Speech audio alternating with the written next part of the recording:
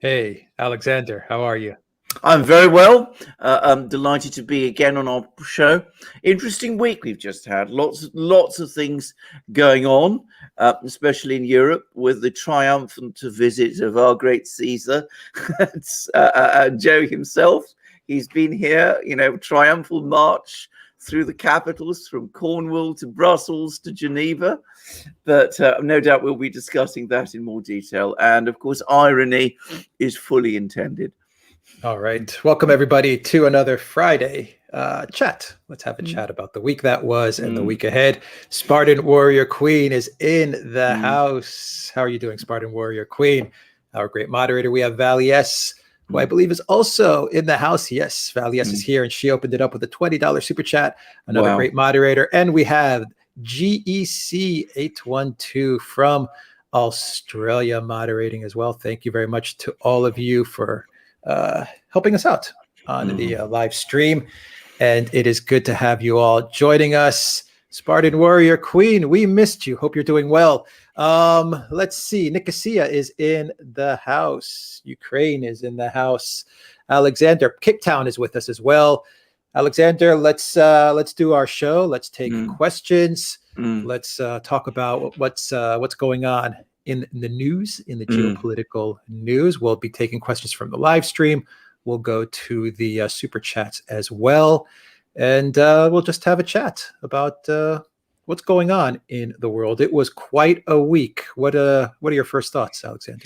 Well, much ado about nothing, one could almost say. I mean, that's a play by Shakespeare, but I mean, there's all the drama and all the activity. All the sets are there, the players are moving, and yet when you actually look at the results, there's actually very little that one can work with. There's very little of actual substance.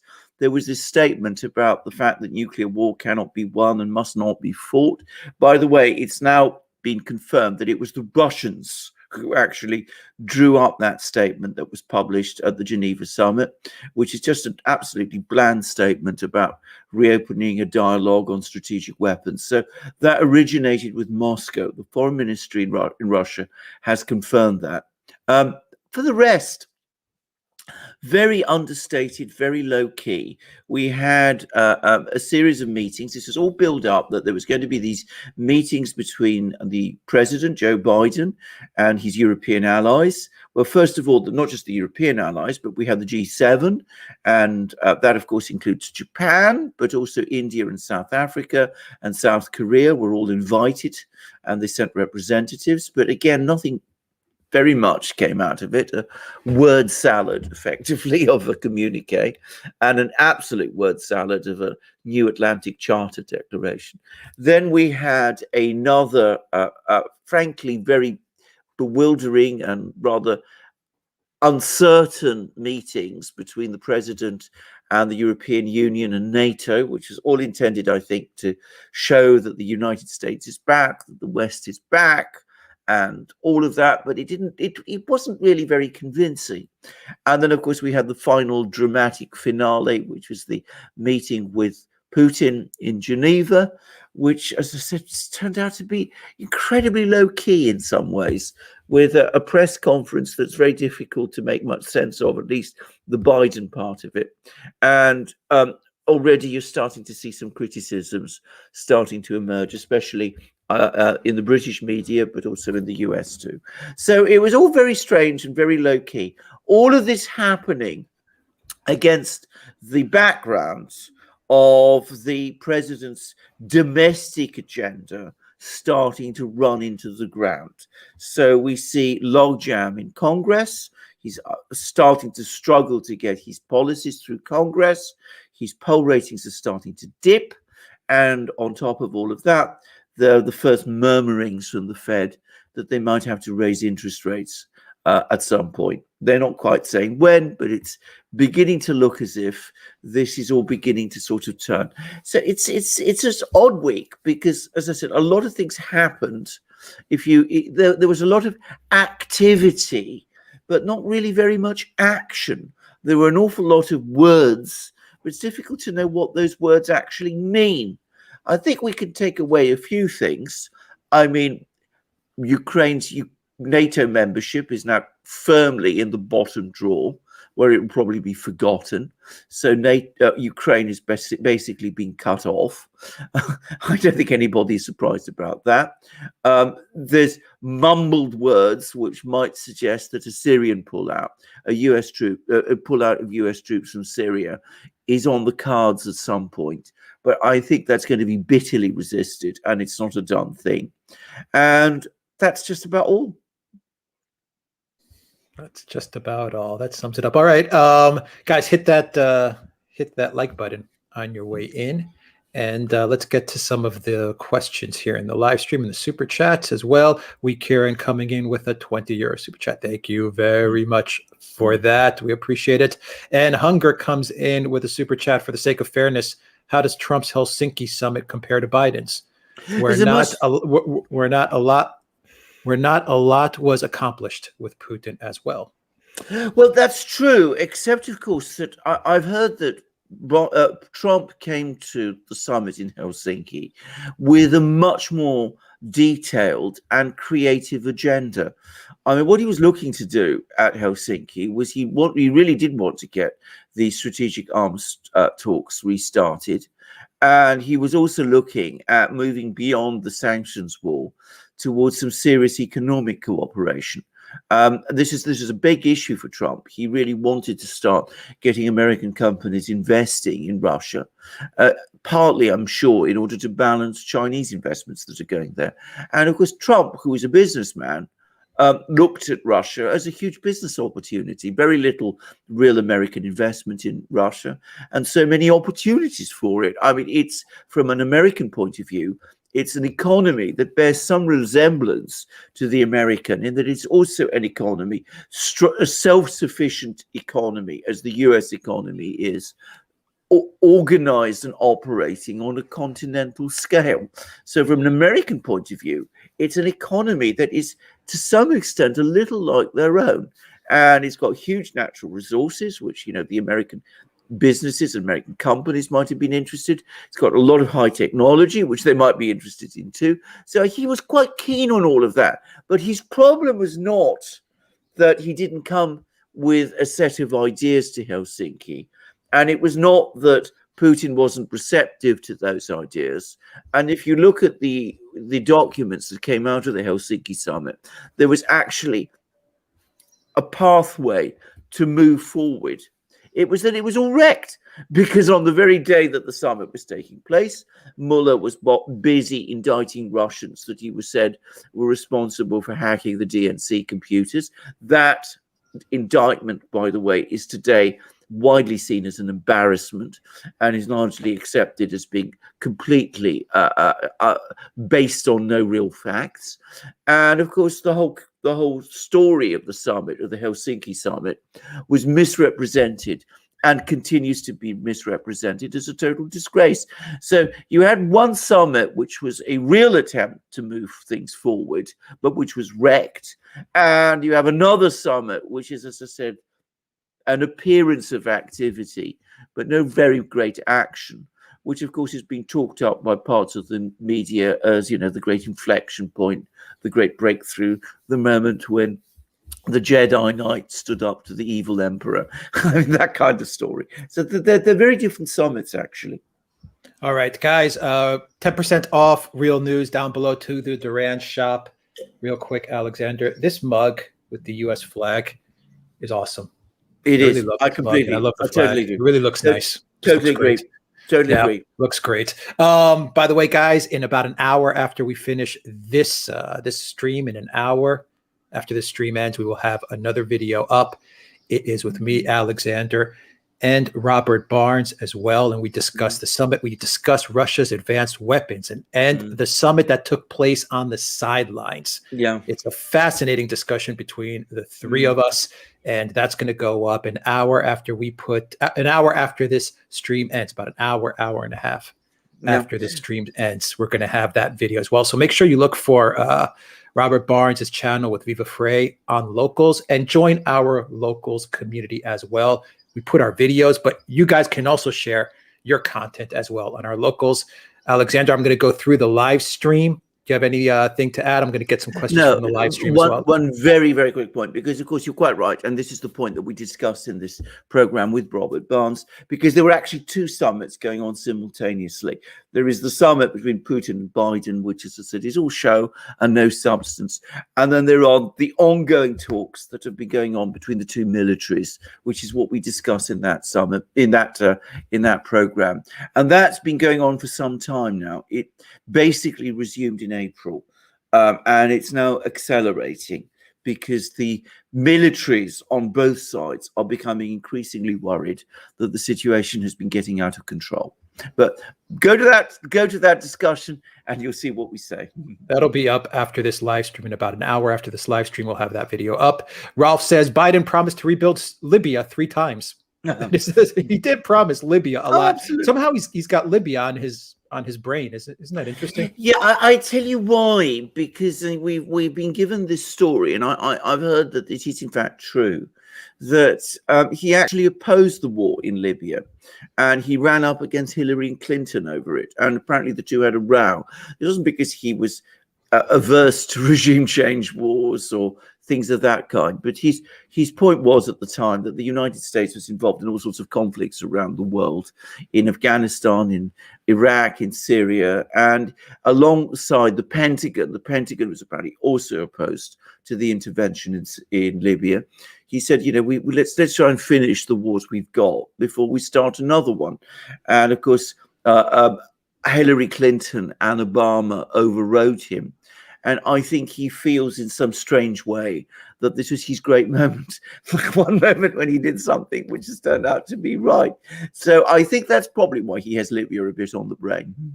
All right, let me look at the chat here and get some questions. Then we'll go to the super chats. Is the decline from Shifu, is the decline of America Obama's fault or the general trends from America's control freak foreign policy? I think there's an element of both. But if you, I think if you want me to put a finger on when it really started, I'd go back to the 90s and to the Clintons, in the sense that foreign policy during the Clinton year became two things at one and the same time, very ideological, and also, and I have to say this, increasingly corrupt, in the sense that you started to get a congruence between the self-interest of certain American political leaders and diplomats and officials and the very ideological drive that they were pursuing at one and the same time. And that meant that foreign policy was no longer focused on American self-interest. It became focused on other things. And so it became increasingly unrealistic, and it eventually got detached from reality with all the consequences we know. But Obama took that process, which was already there, and he had the opportunity to reverse it because he had that kind of level of authority. And instead, he massively magnified and intensified it. So, you know, he made things an awful lot worse. And he did something that, in fairness, neither the Clintons nor George W. Bush did, which is that he really wrecked relations with the two great powers, the two other great powers, China and Russia. And we've been living with that problem ever since.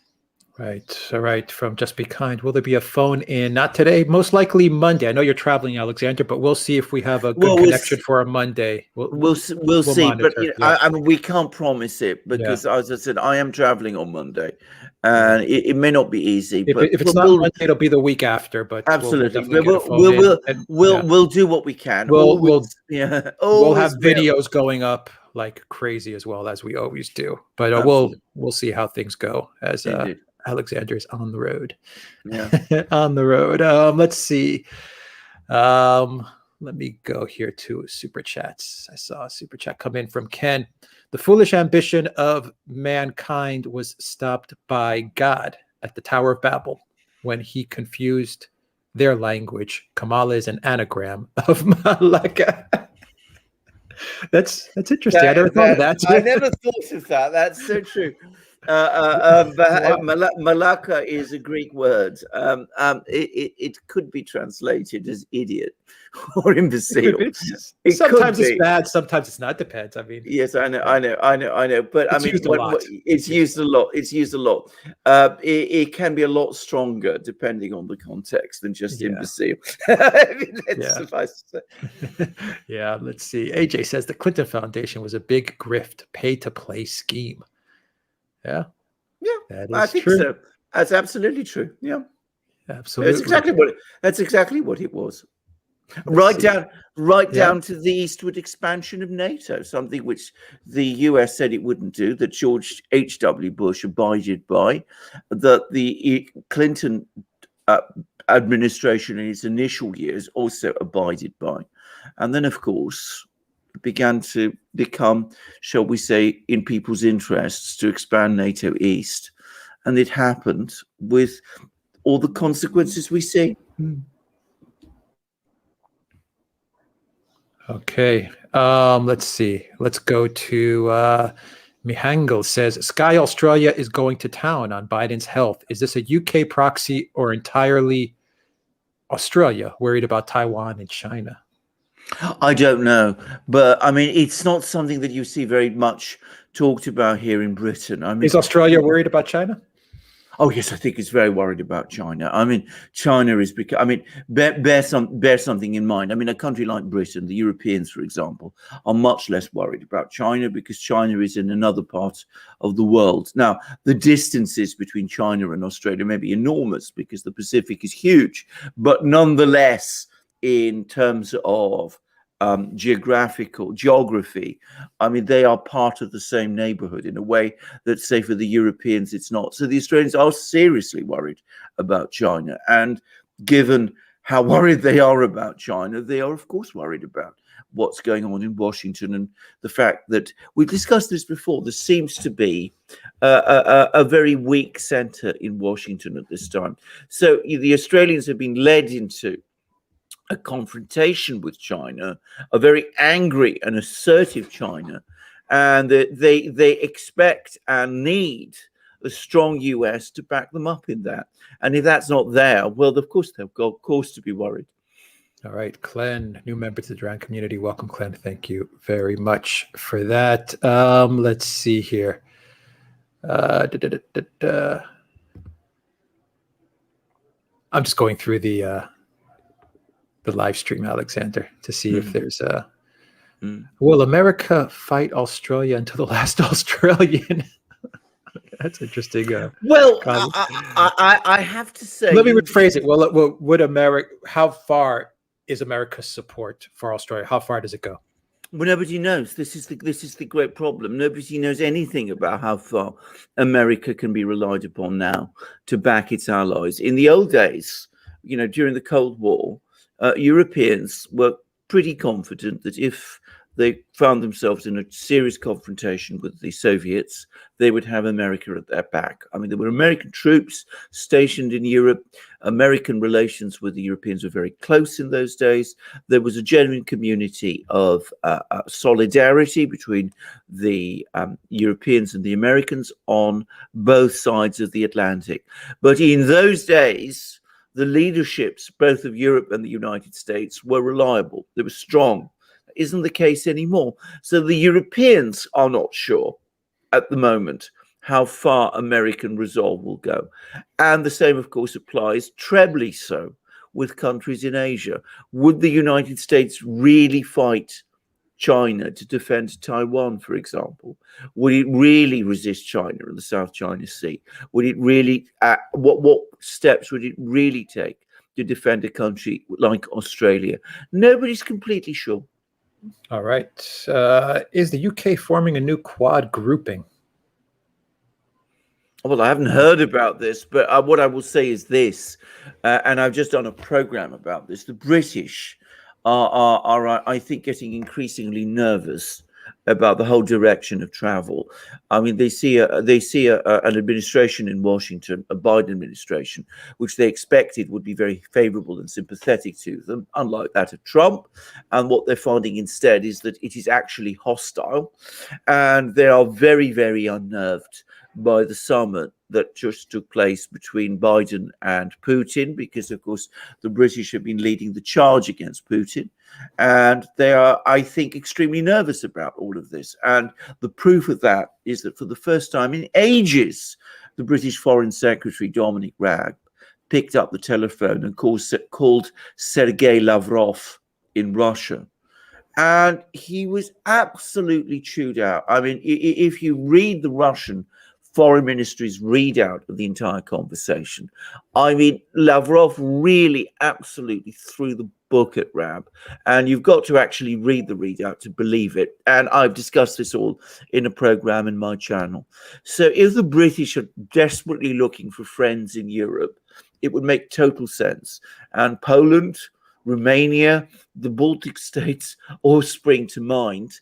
But in geopolitical terms, that's not really a substitute for a solid alliance with, say, the United States. So the British, in my opinion, by undermining Trump, because they played a big role in all of that, have now found themselves in a very difficult situation, diplomatically and politically and economically indeed. It was a massive own goal.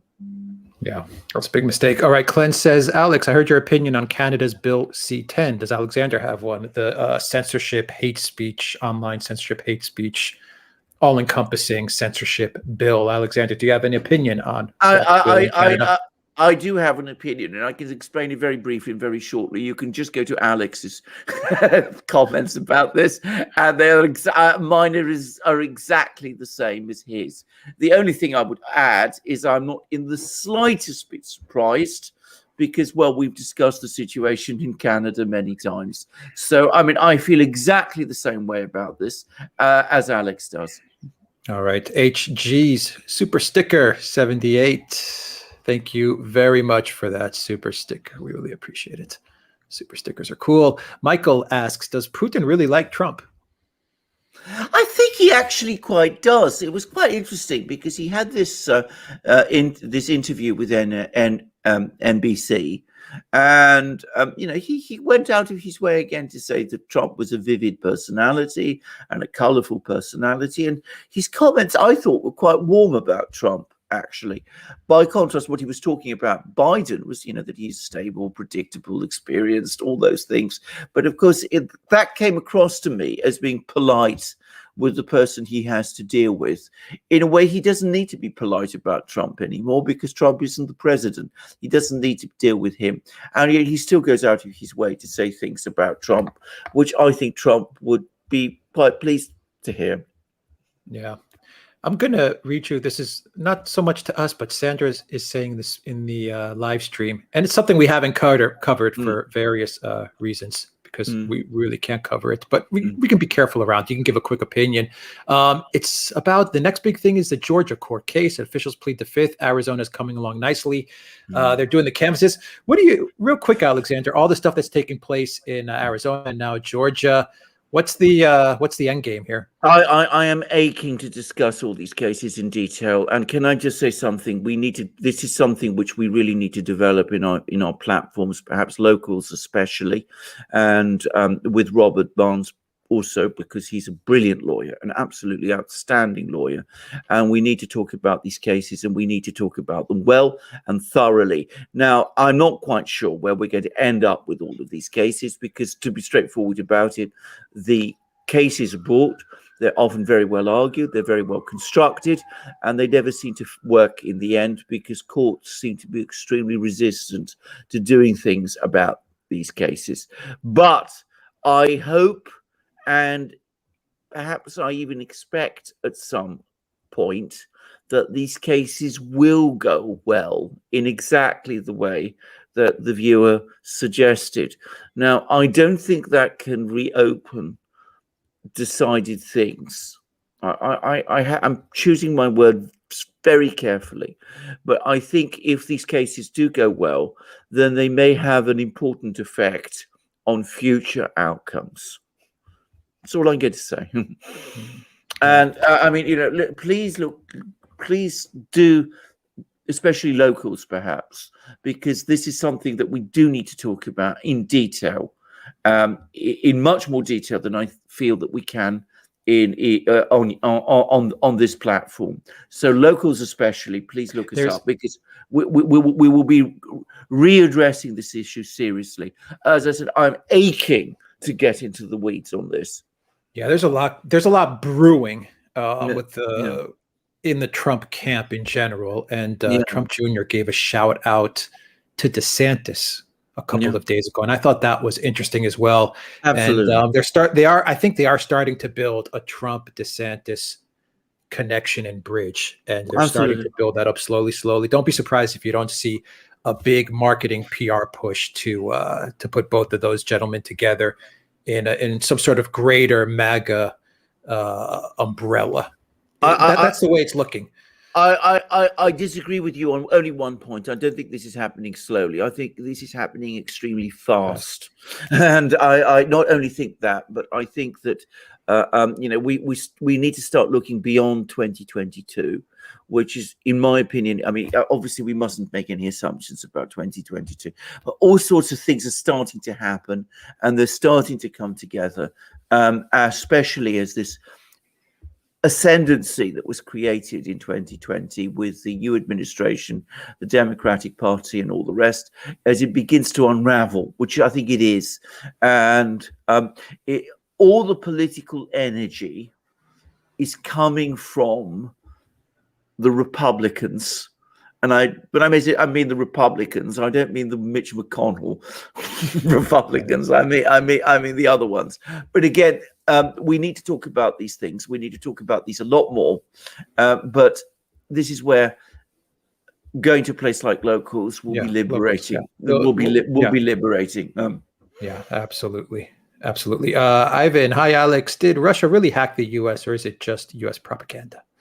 Well, I mean, Putin made an absolutely fascinating point, and of course, it's not been denied. He said, we're always accused of hacking people, and we never get any evidence. And an important agency in the United States, he didn't mention which one, but he said that that's classified.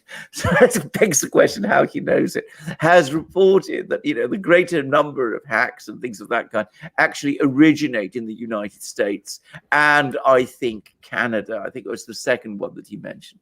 And then he went on to say that, when the Americans have, I think, complained to the Russians about hacks that originate on Russian territory, the Russians have provided detailed responses. And I think he mentioned 3 cases.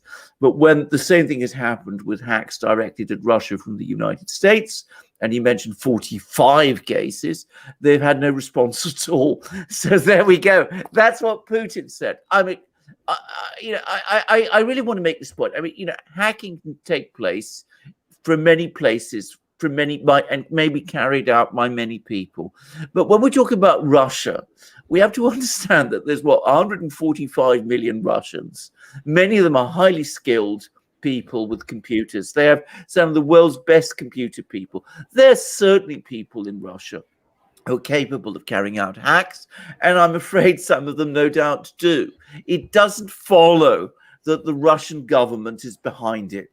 Even Biden himself finally admitted as much. So, I'm not giving the Russians a clean bill of health here, but when we talk about Russians, we've got to be more specific. I mean, is it the Russian government we're talking about, or is it generically Russian criminals? Well, undoubtedly, there are some. I mean, of course they exist, as there are criminals in the United States and as there are criminals in every country.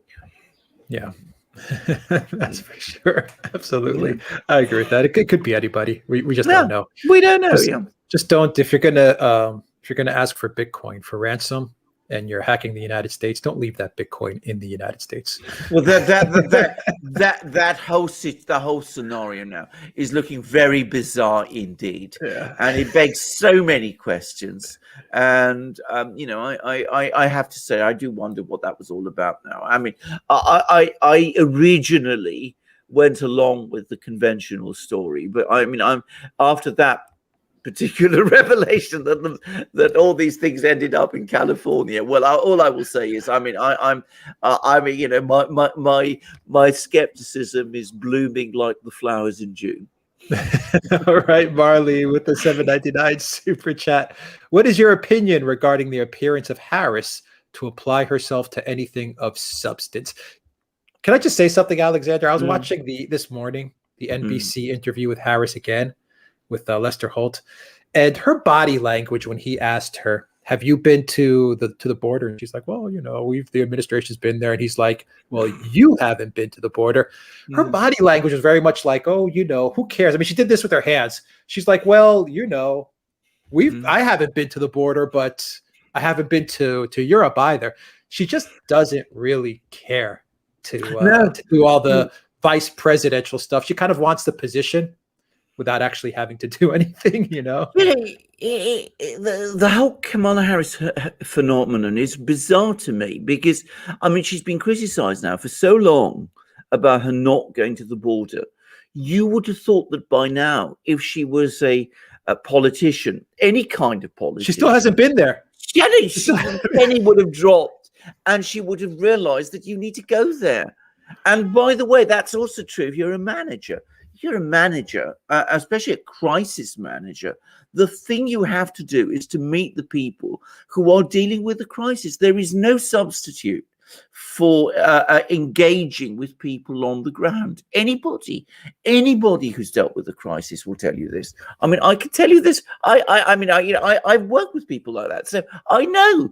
And it's extraordinary that she doesn't get this, and she seems to get so prickly whenever anybody brings it up. It's elementary. Go to the border, meet the people, talk to them, find out what's going on, hear what they have to say, relate to them in some way, show leadership. You know what this shows? And I'm curious, do you agree with me? This reflects badly on the president. The president is the chief executive, right? Yeah. He's running the show. Kamala still hasn't been to the border. Yeah. If you're the president, you say, get on the plane and go to the border. Absolutely. And the vice president does it. Yeah. How come the president has not ordered the vice president to go to the border? After all, she is the border czar. No. Absolutely. Well, what does that tell you about Biden? Well, it tells you that he's not managing anything. I mean, you're absolutely right. That is exactly what the president ought to be doing. In fact, the president ought to be saying to Kamala Harris, go to the border, find out what's going on, tell me what your plan is, report to me. We'll bring in all the experts and we'll work out what to do. That's what a manager, that's what a true chief executive does. I mean, if you want to get a real decision and get decisions made, you bring everybody in, and you work it out and you come up with a plan. But of course, nothing like that. It's very much a symptom of the way this administration works. It functions very much on autopilot, and its leaders are very much part now of the Washington cocoon, and they don't want to step outside it. They're frightened of having any contact with the real world beyond the sort of very insulated bubble that they inhabit. I always get the impression that Kamala Harris not only doesn't care, but she gets irritated when people suggest to her that she should care. She treats it almost as an act of lèse-majesté, as if, you know, don't bother me with these sort of things. Exactly. Don't bother me with these sort of things. I've got other more important things to do. Absolutely. That's like hang out with George Clooney or something like that. Absolutely. You know? Anyway, Anatoly is in the house with a super chat. What happens to the world economy when Russia gets disconnected from SWIFT, and what will it mean for geopolitics? Do you know, it's a very interesting question because, of course, it's not actually that straightforward to disconnect Russia from SWIFT. Russia is a major part of SWIFT. I think it's about the third or fourth biggest user of SWIFT. And bear in mind, SWIFT functions as a for-profit private company. I mean, it's a fact people don't actually realize. So Russian banks account for a large part of its budget. So it will suffer a very severe financial blow if Russia is disconnected from SWIFT. Now, I'm not familiar with the way SWIFT operates as a messaging service, but I also understand that an awful lot of messages actually are transmitted via Russia, even if they're not intended to go to Russia. So something like a third of SWIFT's traffic passes through Russian servers. And if Russia is simply disconnected, that could create problems for transactions internationally, because apparently it's quite an old infrastructure now. It's not really kept up with the times. So it could actually cause a lot of disruption, both to the smooth operation of the entire network and to SWIFT's own financial viability, which is one reason, by the way, why SWIFT itself is so opposed. So there could be problems and there could be disruptions. Now, they will be sorted out. But of course, there are other problems too, which is that SWIFT, it's not actually a payment transmitter, as many people think. You don't actually send money up and down the wires via SWIFT, but it is a messaging service which lets various banks and financial institutions know which way the money is moving. If you start disconnecting Russia from SWIFT, then of course Russia plays an absolutely central role in the world economy. It's one of the world's biggest. It's one of the world's biggest energy exporters. It is also becoming a major food exporter, and some people think it's becoming the world's swing food exporter. In other words, what it does affects the prices of food around the world. Now, if you disconnect Russia from SWIFT, then it becomes more difficult and complicated to pay the Russians for these exports. And that might cause a disruption in exports, which could lead it to a jump in prices. And again, that perhaps is something which hasn't been properly and fully factored in, and which might be particularly difficult and particularly bad in a period when prices are rising fast anyway.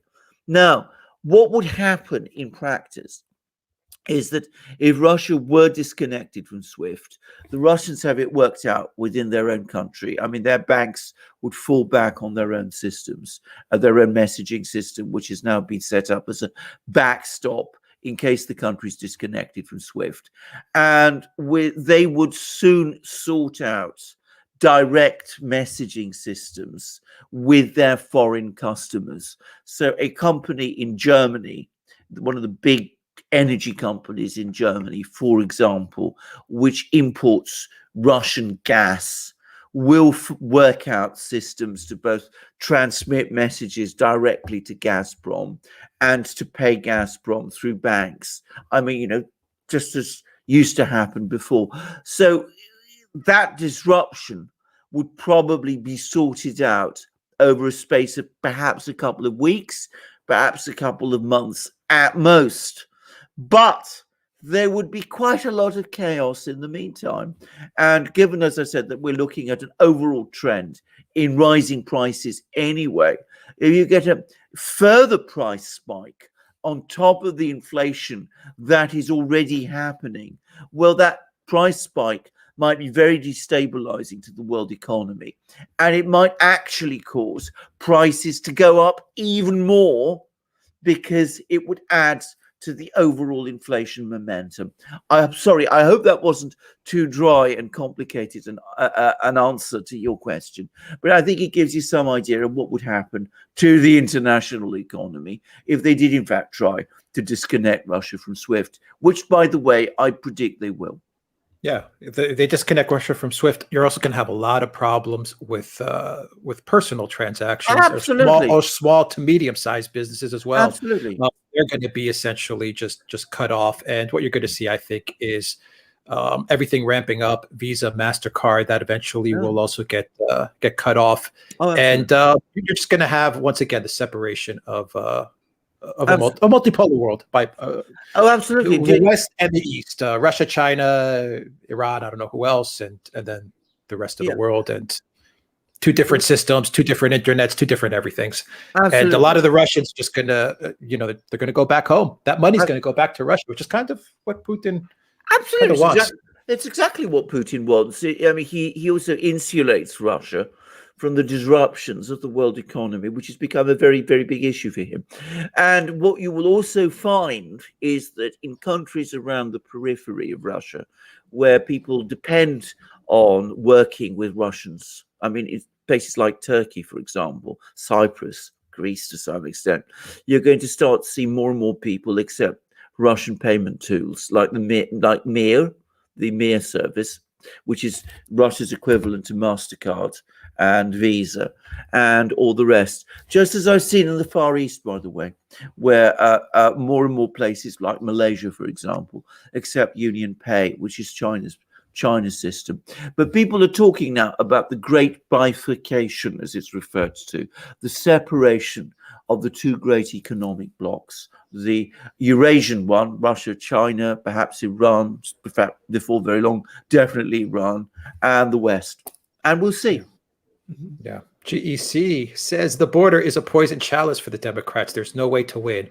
Just try best not to attach a name to it.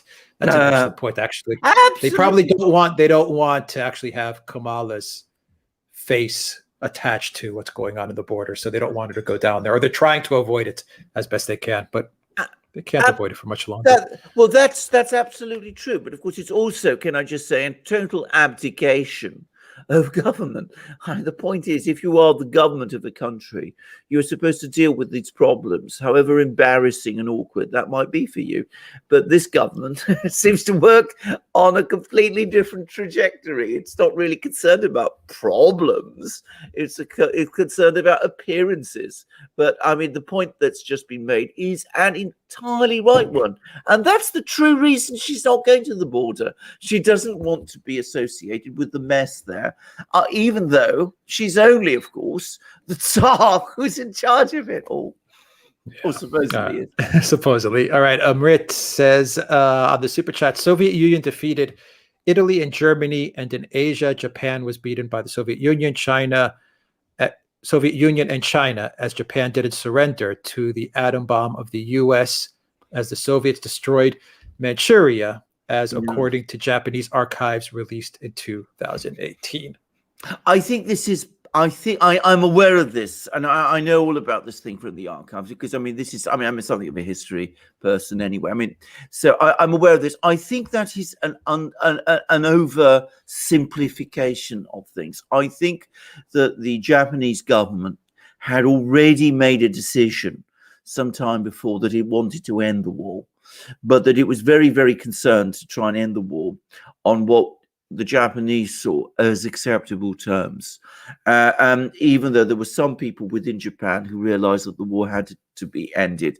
And I think both the nuclear bomb attacks and the Soviet invasion had a cumulative effect together, which brought the Japanese to the realization that they had to accept what was in effect unconditional surrender. So, you know, I don't think you can simply say that it was just the Soviets. I mean, that is, as I said, that widely overstates things. I mean, the Japanese were losing the war very obviously before the atomic bombs were dropped, before the Soviets intervened.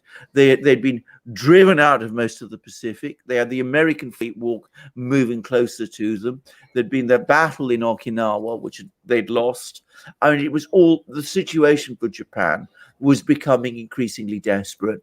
Those two events, the nuclear bombs and the Soviet attack in Manchuria, they tipped things over. But I suspect the Japanese would have surrendered even if there had not been a Soviet attack in Manchuria anyway, because that was the way that things were moving. All right, Flying Boar comes in with the $5 super chat. The way Biden talked about Navalny is scary. I would be worried. I agree. We all agree. The way the media talk about does. Absolutely. Yeah. I mean, very, very, very spooky, actually. I mean, chilling. Yeah. I'm seriously Something's up. I'm seriously worried for you now. Actually, I mean, Yeah. I wouldn't have been before, but I really am now. Yeah. I mean, what do they know that we don't? I don't know, but if I was Navalny, I would, I don't know, make a deal with someone and just be like, look, keep me on this planet. Yeah. Keep me on this planet. Anatoly is back with 100 ruble super chat. More and more pressure to release info on the Chinese lab. Seems like some sort of information front is being prepared. Any idea about the goal? Well, I think that there are multiple motives here. I mean, there are, first of all, a lot of people, and we mustn't underestimate this, who are generally concerned and want to know what actually happened. I mean, I think that's a perfectly reasonable thing to want. And I think, we mustn't discount that. There are lots of people who, look at what happened at this lab, say to themselves, well, this lab is based in Wuhan, say to themselves, this pandemic seemed to start there. Let's find out what actually happened at this lab, because it seems they were involved in all kinds of activities. So there is that, and let's not discount that. And then, of course, there are other people who want to use this incident, or want to use the demands for an investigation in order to intensify the Great Bifurcation, the pushback against China, the attempt to push China into a corner. So there are those people too, but we mustn't forget. Because that aspect exists, we mustn't forget the first one. I think there's an awful lot of people who do generally want to know what actually happened, and an open, transparent, and public investigation carried out impartially, all very difficult things to ask for, admittedly, but in the modern world. But that kind of investigation that might establish the truth, it's not an unreasonable thing to want to see. Yeah. Teodoro, thank you for the super sticker. Awesome 1999 super sticker.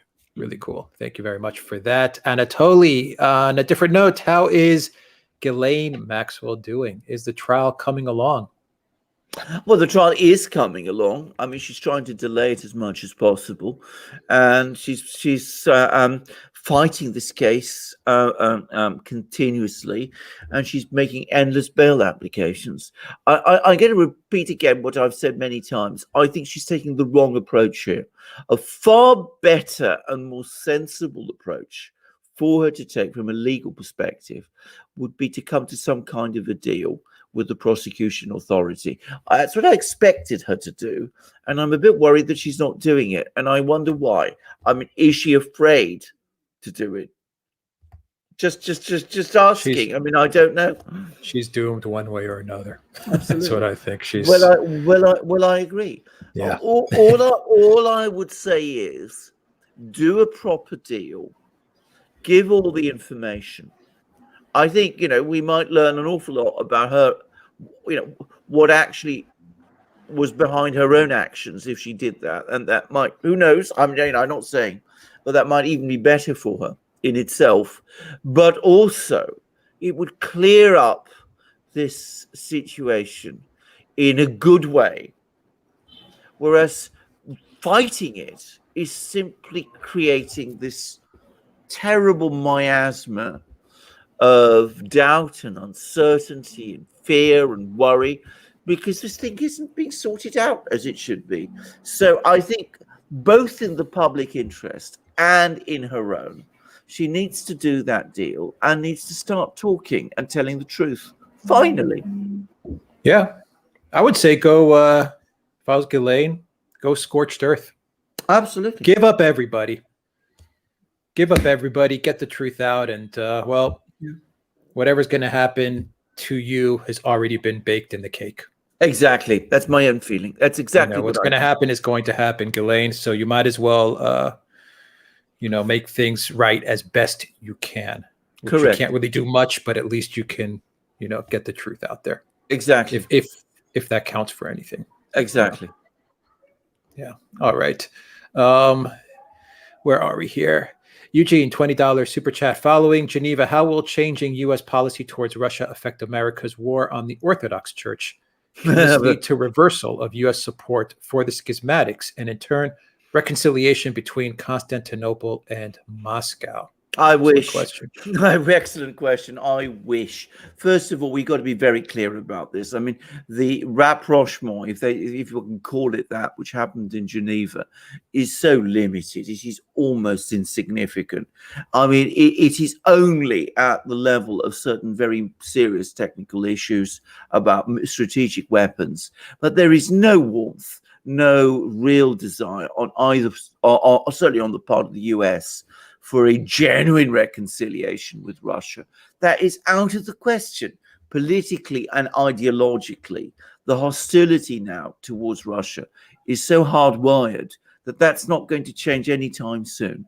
And I'm afraid, as a product of that, there's not going to be any change in attitudes towards the Russian Orthodox Church or towards Orthodoxy in general, or in relation to this schism that has been artificially created in Ukraine for entirely political purposes. So I have no expectations of any of those good things that you said, that you spoke of.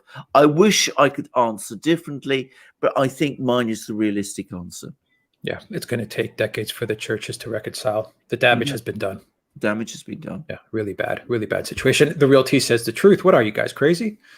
When references Gallenia, I guess we're asking for too much. We expect too much to find out the truth as to what happened between. I agree. What was going on in the Epstein circle? But the observation I'm making, and the observation Alex is making, is that it's actually in Ghislaine's own best interests to come clean on everything now. I mean, all that she's doing is that she's putting herself in a terrible position, which is no better than the position she would be in if she made that absolute outright confession. Whereas if she did make a confession, at least for the public good, if that means anything to her, which it probably doesn't, but if it means anything to her, it would enable us all to sort out, to understand what took place and to move on. So, I mean, it's as much in her own interests. I mean, you know, confession can be a cathartic thing.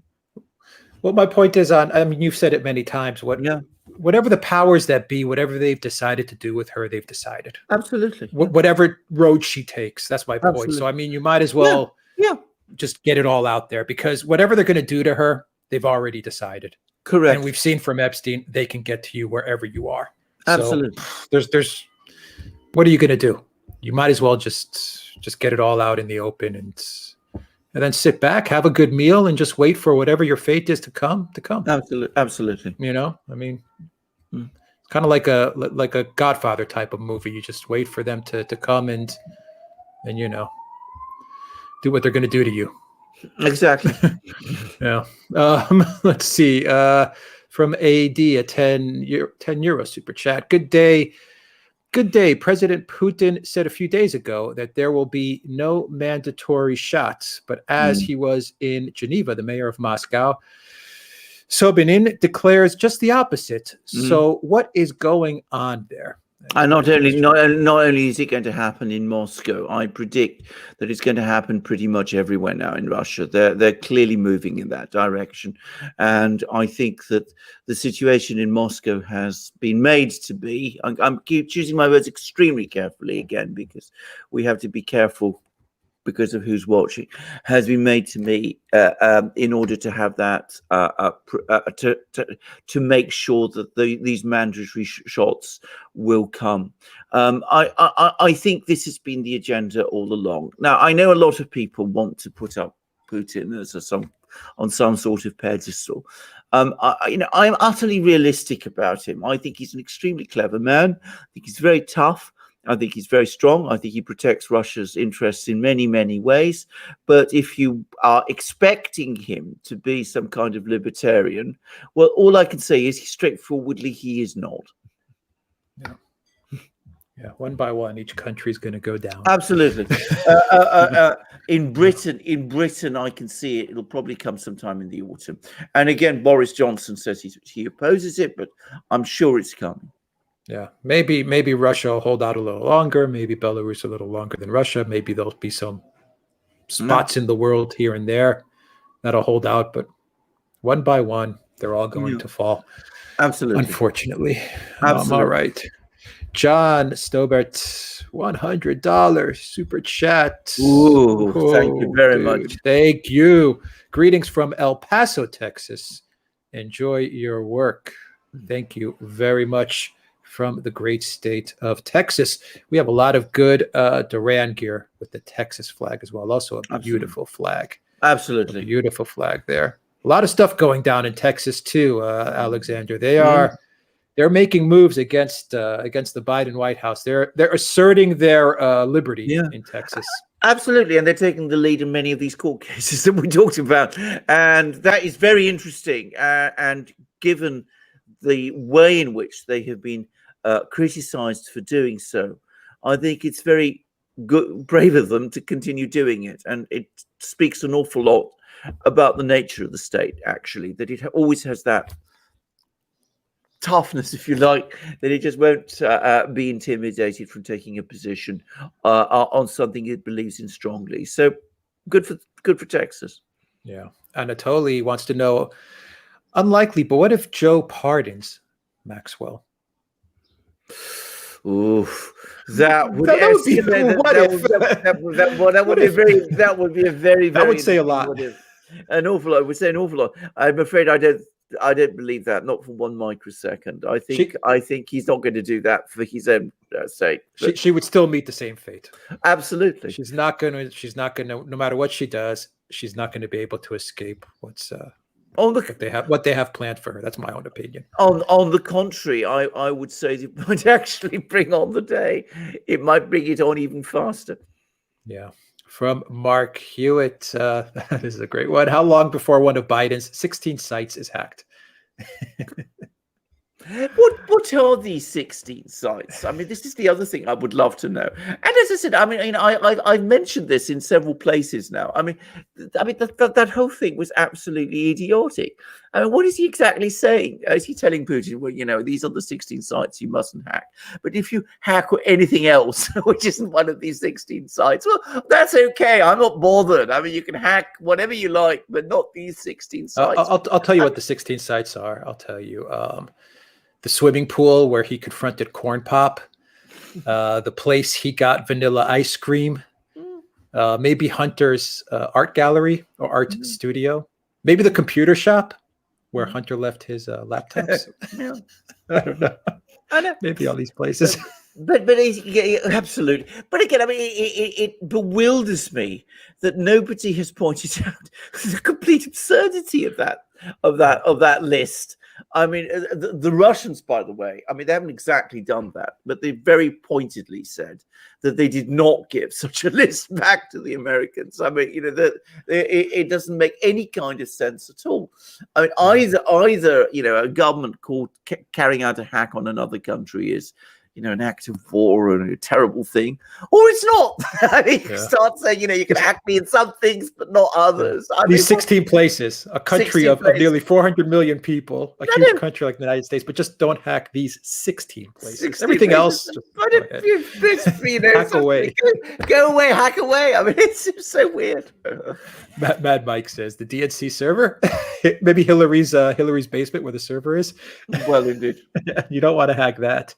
No, it's ridiculous. All right, let's see. Eugene says, what countries do you think will emerge as the dominant spheres of influence in the Southern Hemisphere in the future multipolar world, specifically in Sub-Saharan Africa, South America, and why? That is an excellent question. It's a very, very, very good question.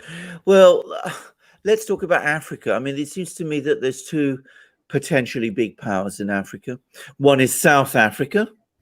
I mean, that's still by many a great distance the best organized and richest and most advanced country in Africa, in sub-Saharan Africa. And the other is Nigeria, which has enormous potential. Both countries have huge problems, and perhaps in both countries those problems are getting worse. But maybe one day they'll be able to turn things round, and maybe one day they'll be able to make a big effect. I mean, so, we'll see. Ethiopia, by the way, is, again, not to be completely discounted. I know we all tend to think of Ethiopia as a country with, a terrible history of famines and wars and things of that kind.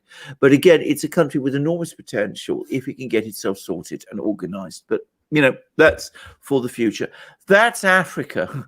Now, if we're talking about elsewhere, well, South America, I suppose, there's always Brazil. Brazil always gets talked about as, a great power. Unfortunately, and I have to say this, I've been hearing stories about how Brazil is going to become this great power, going all the way back to the 60s, to my childhood. And because, my family, we used to have a lot of connections with Latin America. And it's never quite worked out, but the potential is there. So again, if Brazil sorts itself out, if it stabilizes its political system, if it deals with its endemic corruption problems, it's a country with enormous potential. If you're talking about elsewhere, well, in the southern hemisphere, Australia, obviously, Australia, New Zealand, these are potentially strong countries. I don't know whether they would become, great powers. But, you could look at places like, on the equator, maybe more. Do they want to be great powers? All these countries you mentioned, do they want to be great powers? I think Brazil perhaps does, actually. And I think Africa overall perhaps would want to have a country that is strong and which can speak up for Africa. I mean, I sort of get that sense. Is South Africa that country, though? I mean, it seems like South Africa is going the reverse as to where they should be going. I know. Absolutely. I mean, by default, it sort of is. But you're quite right. At the moment, it is going into reverse. And I hope that doesn't continue all the way. But perhaps that might one day happen. I mean, I don't know. If it's not Africa, maybe it'll be some other country in Africa, or maybe Africa together will come and sort itself out in some way. But we're a long way from that. If we're talking about, as I said, the Pacific, well, a lot of people talking a lot about Indonesia as becoming a great power. I have to say, I'm generally skeptical.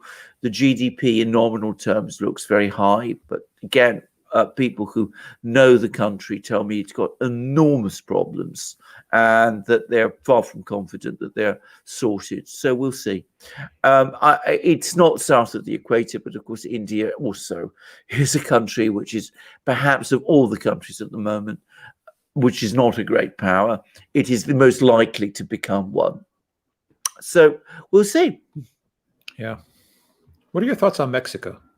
Again, a country with huge potential, large population, many very talented people, terrible political system, to be said straightforwardly, lots of disorganization, massive problem with violent crime. If one day it can sort out all of these problems, it could become a major political force, but it's got a long, long way to go. All right. From Dan T, your unbiased, fearless coverage about Russia, China, and world affairs is contributing to hopes for world peace. Please keep it up. Thank you. Thank you. Super chat. Yeah. Thank you very much for that. Mark Hewitt, did you see Sunak's interview with Andrew Neil? His failure to answer who will pay for the replacement of gas boilers was interesting. Absolutely, I did see it, and I have to say that it doesn't surprise me at all. I am no fan of Sunak. I want to say that very clearly. I don't think that he is going to be someone who I say it straightforwardly. I think if he ever were to become prime minister, he would quickly unravel, and I think that he's going to unravel as chancellor if he remains chancellor for very long. I think he knows it too, by the way. I think one of the reasons he's anxious to move on is because he senses that things are not going to remain great for him as Chancellor forever. And I thought his interview was, frankly, an unconvincing one. Can I just say, politics in Britain are very unstable at the moment. The Conservative Party has very unexpectedly lost an important by-election to the Liberal Democrats in the south of England. So we have a Labour Party which seems to be disintegrated and a Conservative Party which is going through an internal crisis, and which is unresolved, and which is coming under pressure in some of its strongholds in the south. So politics in Britain need an awful lot of attending to, and we'll see how they shape, because all is in flux, it would seem. Yeah. From Barry, a £5 super chat. Thank you very much, Barry, for that. Norm says, I've never heard your take on the UFO situation. Because I don't have one. I mean, I'm utterly bemused by this sort of thing. Once upon a time, as a child, I was very interested in all this, and I used to watch all these programs that were about the subject and read lots of things about that. But I haven't thought about UFOs for ages and ages and ages, and I just simply don't know what to make of this one. I mean, I really don't know what to make of this topic. To be straightforward about it, I'm very, very skeptical that we do have aliens all over the place. But I do wonder why this sort of thing has come up just at this particular moment in time, and I don't really know what to make of it at all and what it's all about. So if anybody can enlighten me, I would be delighted. Yeah, I think you nailed it there. The question is, why is all this information being allowed out about UFOs now? I think it's interesting to read it and to learn about what's going on, but there's a reason why they're letting this discussion about UFOs play so prominently now in the mainstream. I think a lot of it is about distraction. Yeah, absolutely. We'll see. We'll see. The truth is out there. From Raul. More senses than one. Carry on. From Raul Pinto, Wall Street Journal headline: China weighs lifting birth restrictions completely by 2025. Any thoughts? Well, I mean, it's strange that they even have birth restrictions left at the moment, given that their population is going to start declining. I mean, they now say 3 children, but of course, very few Chinese couples now have any intention of having 3 children. I think this has come too late, actually, for China, in the sense that if they still want a growing population, they're not going to get it, because they kept the one child policy going. Shot themselves in the foot. Absolutely, exactly. That's what I think. Yeah, they shot themselves in the foot with that one. Yeah, that's what I think. I mean, yeah, I think in the end, it's not played out well for them. I mean, I think there may have been some justification for it if you want to go down that particular route. I'm not sure you should. I'm not sure about the ethics of it anyway, but I mean, whatever economic rationale there was for it, they stuck with it for far too long. And now it's too late. It's far too late to do anything about it. I mean, they're not going to have 3 children. They're not going to have 2 children, most people in China. And we are going to see a fall in the Chinese population and a fall in the Chinese working age population. And I think that is China's biggest problem. Yeah. The West should learn. Don't screw around with nature. Don't try to control nature or the natural course of things. Don't try to control it, because it never works out well. These are 2025. This is going to have to be a generational change if they want to reverse the effects of the one-child policy. It's not going to happen in 5 years. That's ridiculous to think that. Well, it's not only not going to happen in 5 years. I mean, I don't really see any prospect of it happening in any immediate term at all. Of course, eventually, anything can change. Attitudes can change. They can change in the West, where also, birth rates have been falling and falling fast. But the Chinese actually brought it on themselves artificially. So there we are. Yeah. All right. From AOC's abuela, 10 pounds. Oh, thank you, AOC's abuela. Let's hear what she has to say. The EU will collapse soon. It's inevitable. Which Western and Central European countries do you think will remain stable in the aftermath of the collapse and become the regional powers? That is such an interesting question. That is such a very, very interesting question. Very difficult to say, actually, because given how unstable and fractured politics have become in every European country, which is a direct product of them being members of the EU for so long, none of them look at the moment particularly stable. The one thing that confers stability on this is the fact that they are, to some extent, whether voluntarily or not, part of the EU. So the EU generates long-term instability whilst preserving, I won't even call it stability, a kind of immobilism.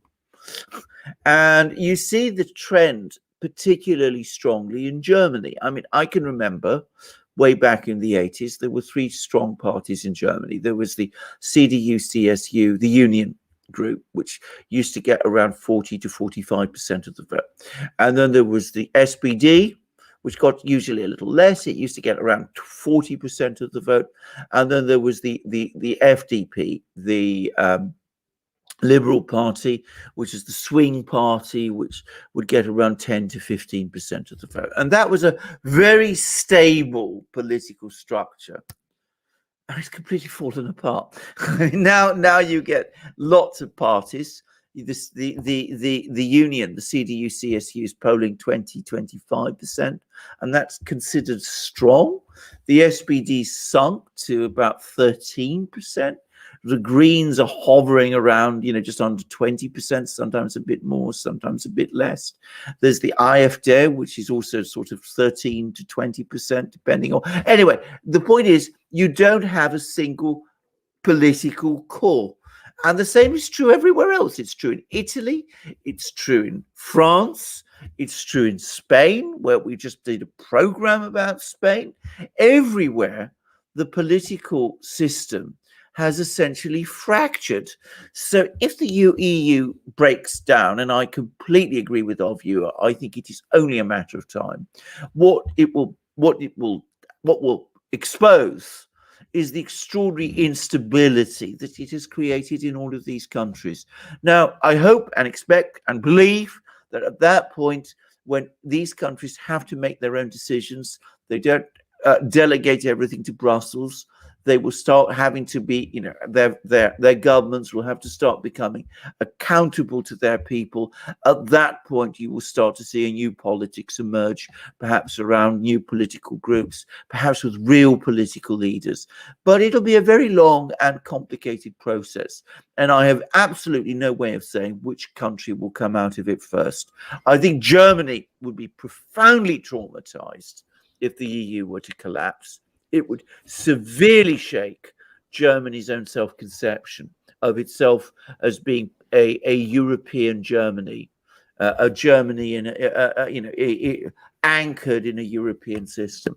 Perhaps France, of all the countries, which with its very long tradition of European leadership, debt problem. It doesn't have a big debt problem. Well, it has a huge debt problem. It's got many problems, but conceivably, the French might be the ones who might sort of recover their balance most quickly. But will it turn out like that? I can't say. Yeah, Europe's in trouble, man. Oh goodness, big trouble. Well, I know. They have created a fundamentally unstable structure. And they're going to pay a terrible price for it. Well, of course, they already are. The continent's going to pay a terrible price. I agree. Something bad's going to really happen in Europe because it's just a complete freaking mess. Yeah. All right. Rainy Steps says, China exported all the baby girls. Yeah. Super chat from Rainy Steps. Thank you for that super chat. From Fiona Whelan, $20 super chat. Thank you for a great job, Alexander and Alex. Whom of your American colleagues, political analysts you follow and would recommend to follow for your listeners, if any? I think Alex is perhaps more. There's lots of people. There's people like Daniel Larison, for example, who writes on the American Conservative. There's Douglas McGregor, who I now see is increasingly writing things. But if you want me to say who is the outstanding figure, for me, in American television journalism at the moment, which is after all where most people go, it has to be Tucker Carlson. Who else? That's my own personal view. In the mainstream, he's the one that stands out the most. Absolutely. There's no doubt about that. You will find lots of people who write very interestingly in places like Consortium News, the American Conservative, the Federalist, all these places, but they have very, very little pull, very little traction. because Yeah. these places are fairly small. I mean, Byron York, who writes for Washington Examiner, I find him very interesting and very perceptive writer, but on politics and on how politics works. I mean, Jonathan Turley, who writes as a legal scholar, and I find him very, very interesting, but none of them have the mass audience that Taka has, and which makes the weather. Yeah. Well, we're going to be doing we're going to have a video up with Robert Barnes about an hour after this live stream ends, an hour and a half. So there's someone to follow on their locals as well. So Robert Barnes is a good person to follow as well. So check out the video and you'll find all the links there, which will go up an hour and a half after this live stream ends. Rocky Lux sent a $20 super chat, 20 euro super chat. Thank you very much, Rocky, for that. From Rainy Steps, how will Argentina do after this mess?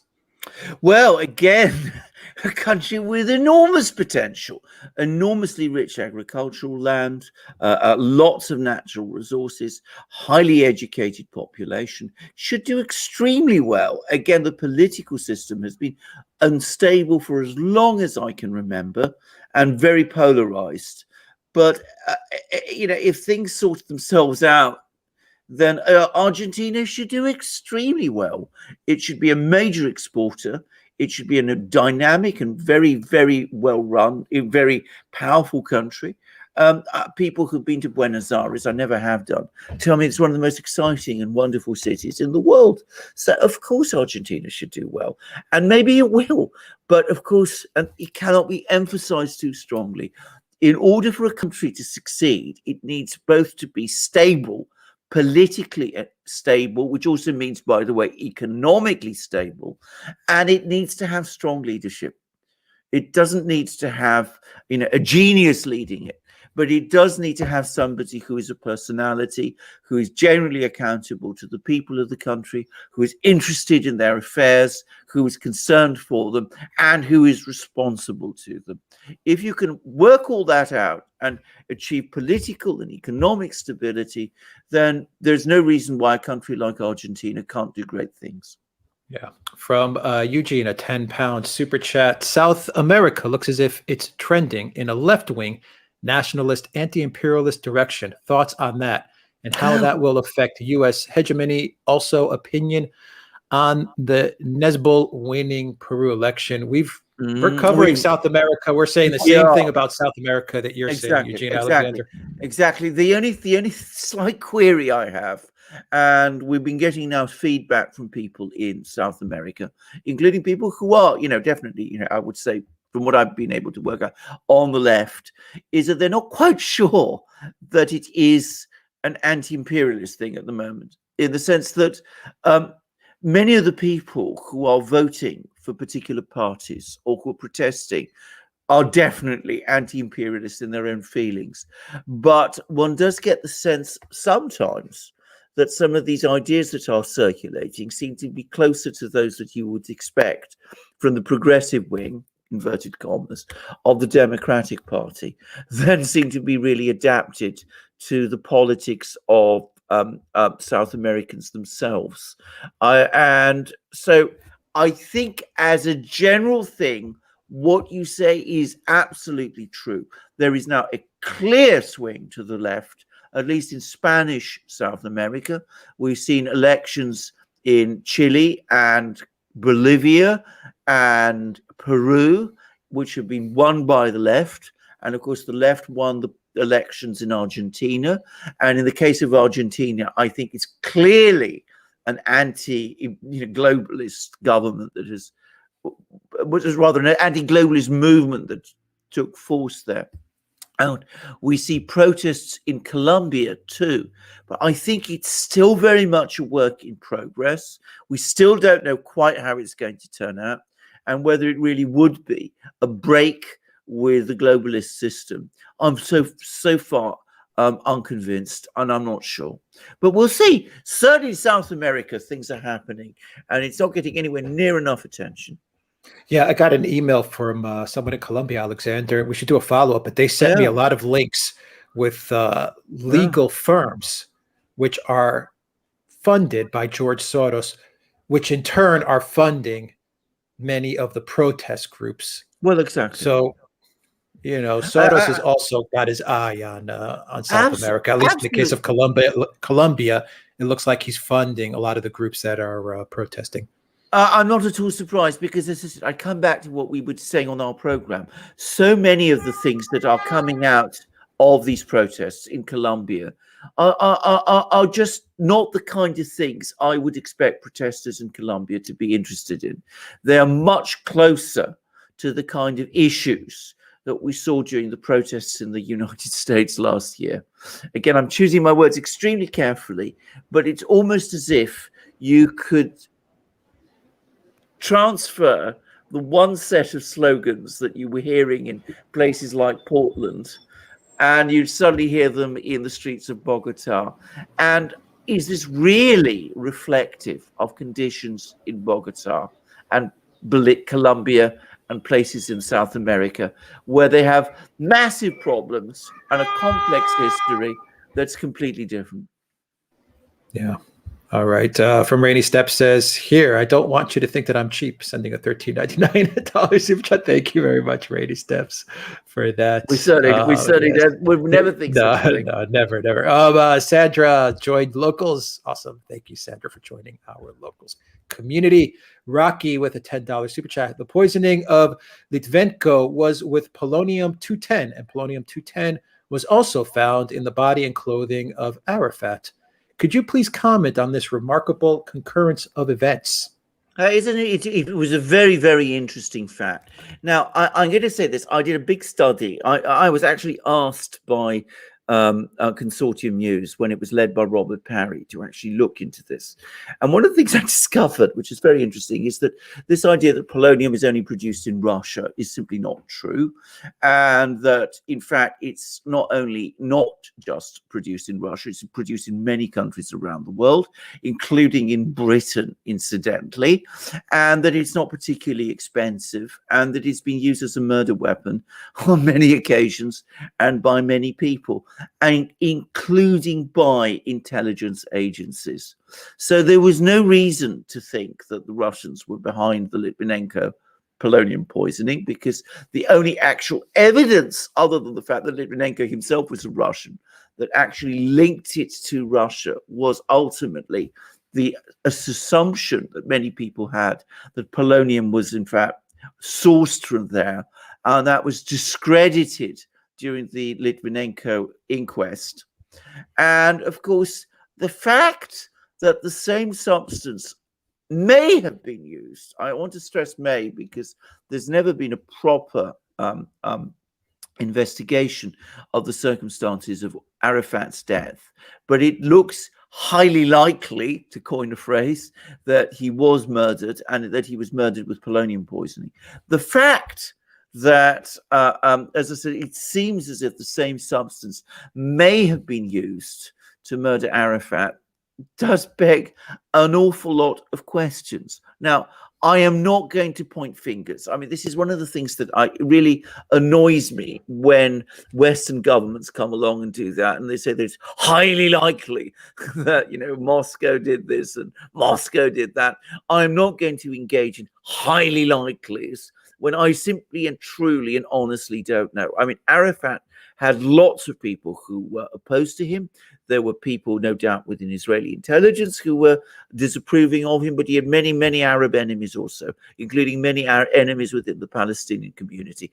I'm not going to jump to any sort of conclusions, but it is interesting that this murder weapon was used, and that it, as I said, was used to carry out assassinations in other places. And if you wanted to carry out a proper investigation, both of the Litvinenko murder, because it was a murder, that I am quite sure, and of the Arafat murder, then obviously the polonium provides an important clue. Yeah.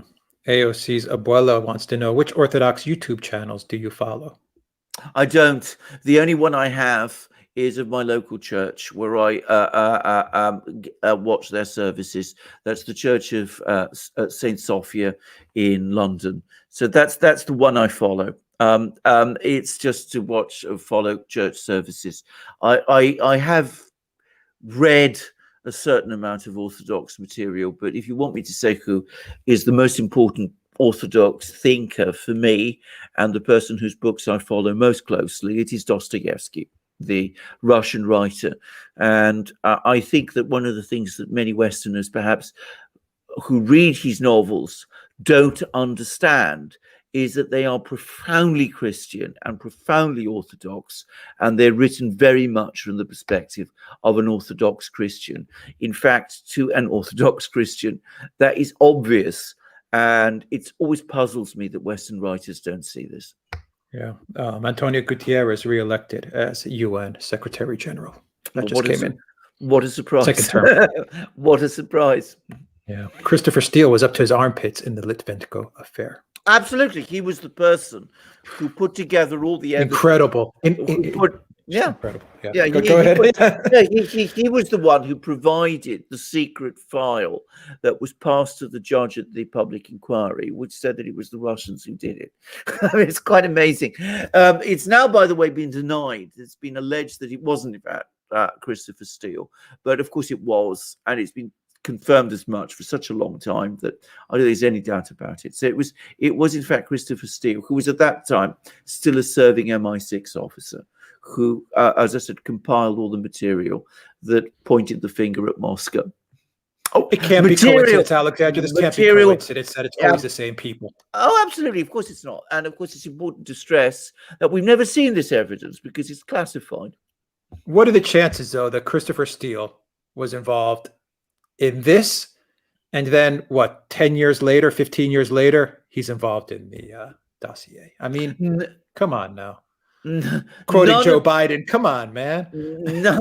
None at all. None whatsoever. By the way, there's been a very interesting book which has come out about the whole Russiagate, Christopher Steele dossier nonsense, which is reviewed by the New York Times sympathetically, and Matt Taibbi has been writing about it. I forget the name of the author, but it is very, very interesting. But it's very interesting also to see how even this author isn't prepared to take the further step. For him, I mean, the description of Christopher Steele that he's making is of basically a person who was essentially a con man. I don't think that's a misrepresentation of the book. And who was acting along with Glenn Simpson, who this book treats as, almost an equal con man, basically, and that they were both acting, as a sort of loose cannons who created all these things. I don't take that. I don't accept that theory at all. I certainly think that Christopher Steele was deeply anchored within the intelligence community in London. I mean, to my knowledge, he was meeting with people like Sir Richard Dearlove, the former head of MI6, at important London clubs while all this was going on. So I don't believe that he was that kind of, rogue operator that he's made out to be in this book. I think that's a complete misunderstanding of who he was and what he was up to. And all to come back, people. Exactly, and to come back to what Alex was saying, it is no coincidence at all. All the same people going all around the world destabilizing crap. The same freaking people. The same people. Like they couldn't find anybody else outside of Steele for the dossier. No. So they said, let's go back to this guy that was pushing this poisoning stuff. Let's grab him and let's get him to do the dossier. Yes, I mean, the amazing thing about Steele is, of course, he's been involved in lots of things. I mean, he was the person, apparently, played a big role, supposedly, in trying to discredit Russia in advance of the World Cup. And claimed that the World Cup. The World Cup. That the Russians obtained it by bribes. I mean, he played a big role in trying to get that story off the ground. And of course, the point was that on that occasion there were proper, genuine, independent investigations, and they discovered it wasn't true. All right. Eugene, £5 super chat. Do you have much knowledge on Iran's efforts to spread Shia Islam to sub-Saharan Africa, specifically Nigeria, since the 1970s? Your thoughts? No, I didn't, to be honest, and I find that surprising because, as far as I'm aware, Nigeria, the Muslims community in Nigeria is entirely Sunni. So the fact that Iran might be trying to encourage the spread of Shiism in places like Nigeria. One, I didn't know it. Two, it surprises me. And thirdly, I suspect that if Iran really has been trying to do that, then it's wasting its time, frankly, because I don't believe, from what I know about Nigerian Muslims, that they would be easily converted from Sunniism to Shiism. That's all I can say about that, because I really don't know much about this. Yinka says no, Nigeria has Shias also. Oh, well, there you go. Okay. So, I mean, it shows that how much of, what's the breakdown? That would be interesting. What's the breakdown? I would be very interested to know. I mean, if it does, and I mean, obviously it does, then, I mean, it's not surprising that Iran perhaps might be interested in developing a connection with them, because Iran is, I think I'm right in saying that it's the only Shia country in Islam. If it's not the only Shia country, it's certainly the far and away the most important. So, of course, it's perhaps not unsurprising that they're trying to sort of build a sort of Shia community around Iran itself, even a bloc, if you like. Yeah, millions of Shias in Sokoto. Oh, interesting. Okay, I didn't know this at all.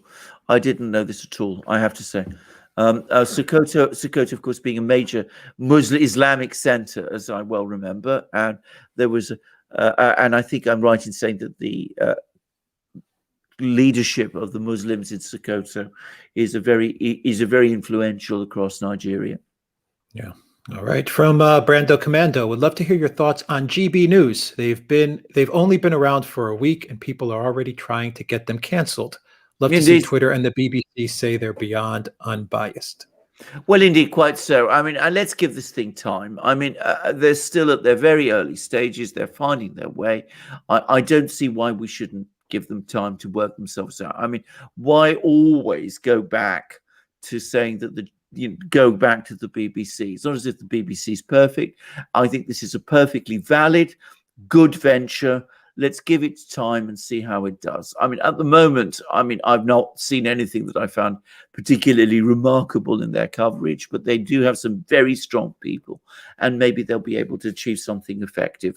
And I'm every bit as cynical about some of the criticism of GB News that we're getting from some people there as the viewer is. I think there are lots of people who want to defend the BBC monopoly, or effective monopoly, and there's also the same people who are, of course, wanting to defend the frankly liberal monopoly over our news. Yeah, if there's a gap in the market, then let's see if GB News can fill it. Why not? Exactly. Why not? Yeah, absolutely. From Neil O'Keefe, 35 pounds super chat. Thank you very much, Neil. What is the Soros endgame?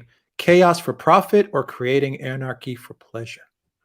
Well, I don't know. It's a short answer. I mean, I think if you're talking about what George Soros himself wants, I'm not really even sure that matters very much anymore, because I think Soros is just an individual. I think he's a whole, organization, movement, if you will. But certainly, it started as this open society concept, which I've never really understood what he meant by it. I mean, if he meant reproducing the United States around the world, well, it's turned out that the organizations that are funded by him and his movements don't particularly like the United States as it is. So quite what this is all about anymore, I'm not sure. But I suppose ultimately it is the globalist concept, free movement of money around the world, controlled by people like him. Exactly. Controlled by people like him. That's the end game. Control. Yeah. Control. Mark Hewitt, can you believe that Theresa May is being put forward as NATO chief? No, I can easily believe. I'm not surprised at all. I am Secretary General of the UN before very long. I mean, Theresa May is an obvious candidate for this sort of thing. I mean, and I can see very easily how she could slip into that role. and fulfill it. The only thing I would say is that there's generally historically been some resistance on the part of some of the Europeans to having a British chief, a British Secretary General for NATO, simply because it's already seen as being very Anglo-dominated, with the Americans being so dominant in it, that having a person like Theresa May might come in from some resistance from some of the European states. But basically, and by and large, I mean, I find it entirely unsurprising that she's been considered. Yeah. From Eugene, have you guys noticed the trend of many right-wingers in the US and Western Europe converting to Orthodoxy in the last few years as Protestantism and Catholicism becomes more liberal? Future prospects.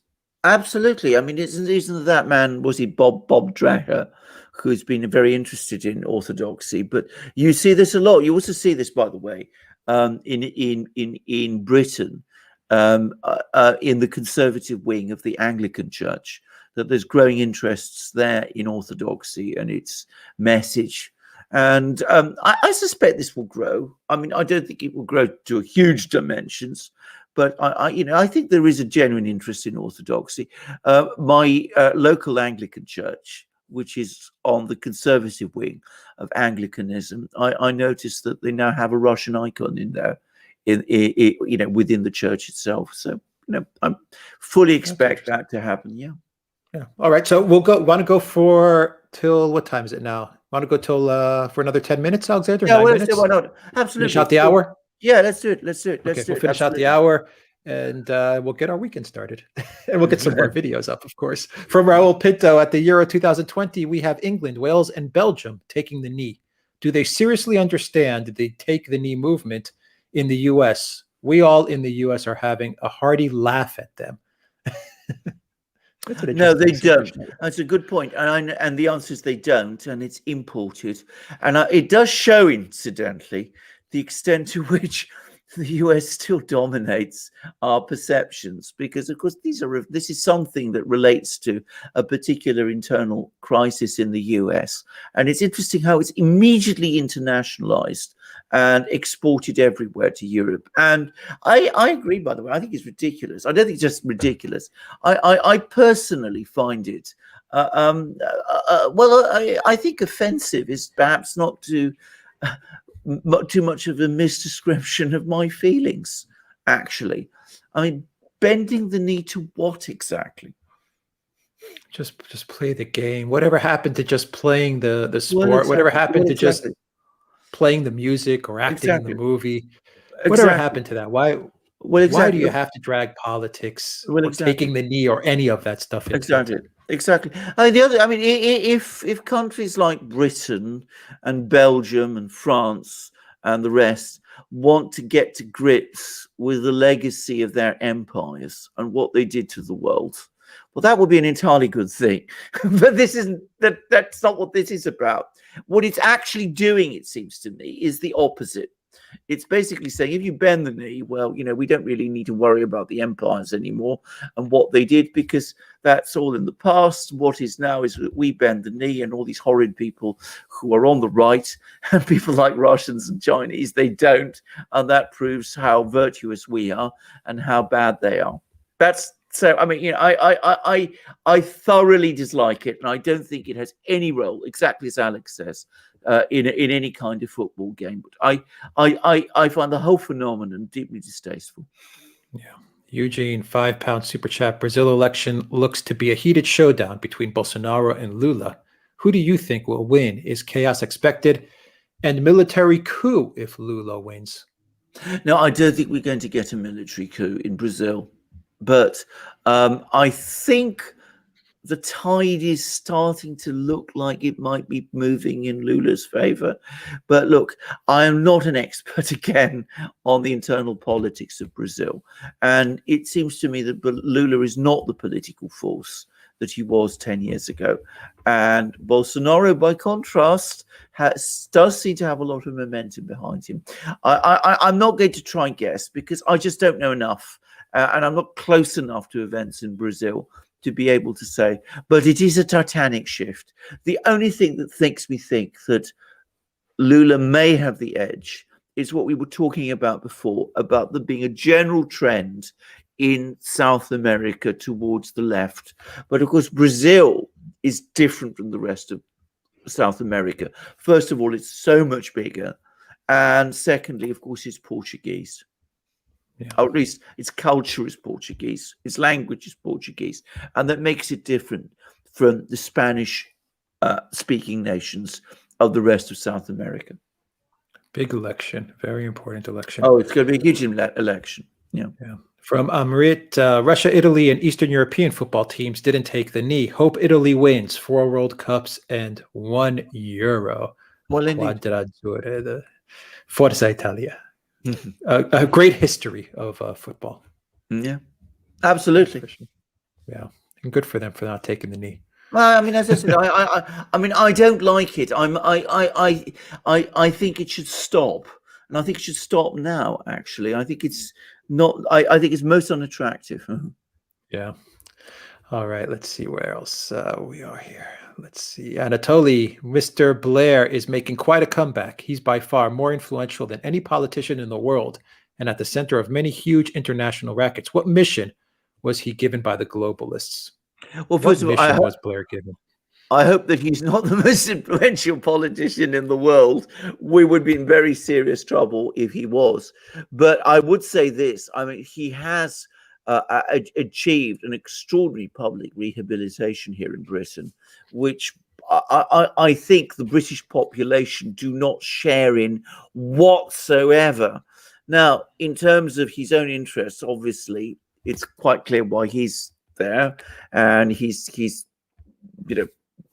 to be said, frankly, something of a money-making machine for himself. But what mission has been given by the globalists? He is the extreme advocate within Britain of globalization. It was during his period as prime minister that globalization in Britain especially took its most extreme form, and he is far and away the most fervid supporter in the British political class of the European Union and of Britain's integration into it. So that, I think, gives you an idea of why he's as rising figure at the moment. Yeah, he's a wheeler and dealer on a very high level, and he's become incredibly wealthy. Since he left as prime minister. Absolutely. I mean, incredibly wealthy. Incredibly wealthy, absolutely. I mean, you see his residences. It's quite astonishing, actually. And ought to discredit him, because it is not the British way. British prime ministers did not make themselves rich by becoming prime minister. It was not what you did. And if you did, you were rich, you acted to downplay the fact. He didn't become rich. He became like billionaire status, which makes you wonder.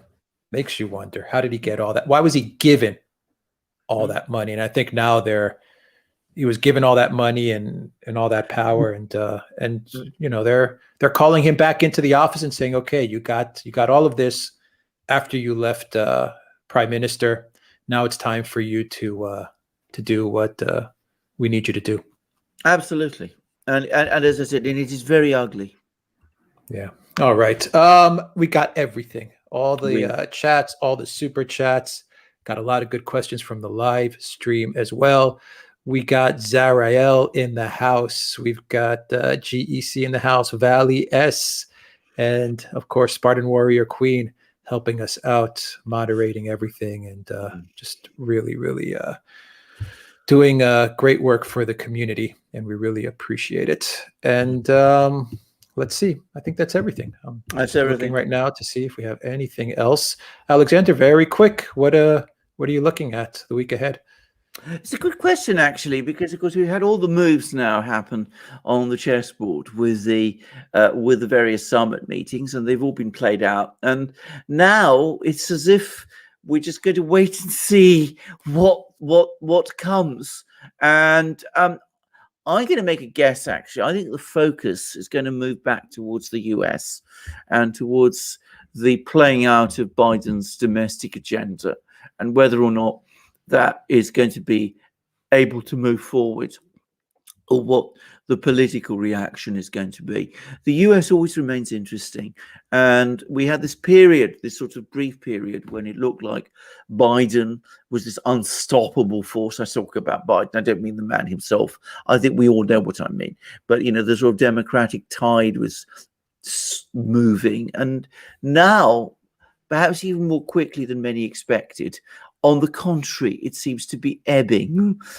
So who knows? But I mean, you know, there's these court cases, there's the problems in Congress, there's worries from the financial markets, talk hints that interest rates might have to go up at some point. We'll see. Yeah. All right. We'll wrap it up. We'll call it. We'll put this one in the books. All right, guys. Thank you for joining us on this live stream. Thank you once again to Zariel, GEC, Valius, and Spartan Warrior Queen. Thank you once again, and thank you to all the super chats. Really appreciate it. Thank you, guys. We appreciate the support. To all the questions in the live stream. Thank you very much. Have a great weekend. Duran shop once again. Beautiful mug with the beautiful flag of the U.S. right there. I also have a Russia shirt out there, so I've got the summit vibe going. Yeah, I've got the U.S. and the Russia one, the summit vibe. Amrit came in with a super chat. Italy, Russia have great relations even during Cold War. Other European countries, whoops, where did it go? Other European countries, UK, France, and USA don't want that. So true. That's so true. And Russians love Italy, by the way. That's always been my experience. The Russians have a very, very great love of Italy, and the Italians have huge presence in Russia. By the way, you go to the Kremlin. I mean, you see it's often not realized, but the Kremlin as we see it today, many of the buildings which look so Russian were actually designed during the Renaissance by Italian architects. And if you go to St. Petersburg, well, all the great buildings there are designed by Italian architects, Rastrelli, Grossi, people with those sort of Rinaldi, people with those sort of names. Yeah. All right, guys. Take care. Enjoy the football, everybody. And we have a big match today. Alexander, in your neck of the woods. And what else? That's it. Locals. That's it. Look for us on locals. Look for us. Absolutely. For you and Odyssey. We'll have all those links down below. Indeed. Take care, everybody. Right.